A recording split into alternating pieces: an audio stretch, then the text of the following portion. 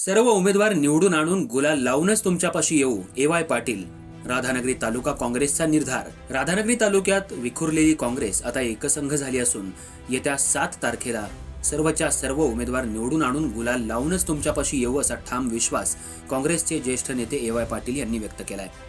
कोल्हापूर जिल्हा परिषद आणि पंचायत समिती निवडणुकीच्या पार्श्वभूमीवर राधानगरी आणि करवीर तालुक्यातल्या काँग्रेसच्या प्रमुख पदाधिकाऱ्यांच्या अजिंक्य तारा इथल्या मेळाव्यात ते बोलत होते.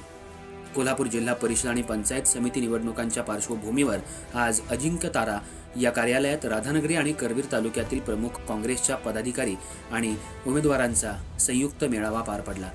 या मेळाव्यात विधान परिषदेतील काँग्रेसचे गटनेते आमदार सतेज पाटील आणि ज्येष्ठ नेते ए.वाय. पाटील यांनी उपस्थितांना मार्गदर्शन केलं. यावेळी आमदार सतेज पाटील यांनी स्वर्गीय पी.एन. पाटील यांनी काँग्रेस जिवंत ठेवण्यासाठी केलेल्या संघर्षाची आठवण करून दिली. काँग्रेस आजही जिवंत असून लोकांच्या मनात काँग्रेस आहे, मात्र कार्यकर्ते थेट लोकांपर्यंत पोहोचले तरच यश मिळेल असं त्यांनी सांगितलं. कुणीतरी लढायला हवं आणि कुणीतरी लोकांपर्यंत पोहोचायला हवं, तरच जनता काँग्रेसला साथ देईल असंही ते म्हणाले.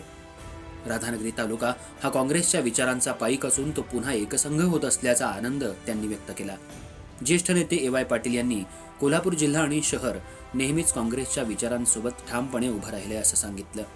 आमदार सतेज पाटील यांनी एक हाती लढा देत कोल्हापूर महानगरपालिकेत काँग्रेसला यश मिळवून दिलं आणि संपूर्ण महाराष्ट्राला कोल्हापूर तुमच्या पाठीशी हिमालयासारखा उभा आहे हे दाखवून दिलं.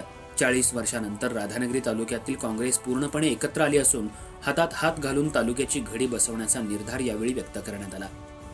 जुन्या नव्या कार्यकर्त्यांना विश्वासात घेऊन पुढे जाण्याचा निर्णय घेण्यात आला असून या एकतेला कोणतीही दृष्ट लागू देणार नाही असा ठाम विश्वास ए.वाय. पाटील यांनी व्यक्त केला.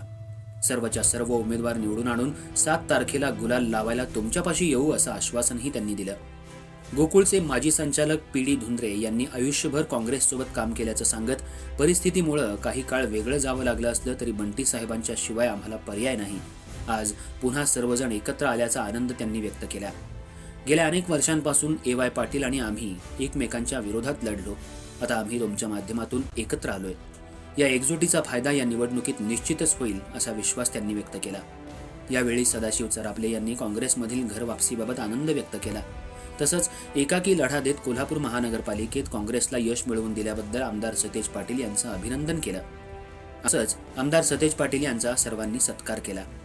जिल्हा परिषद आणि पंचायत समिती निवडणुकीच्या पार्श्वभूमीवर राधानगरी तालुक्यात काँग्रेसची एकजूट दिसून येत असून येत्या 7 तारखेला होणाऱ्या निकालाकडे आता सर्वांचं लक्ष लागलंय.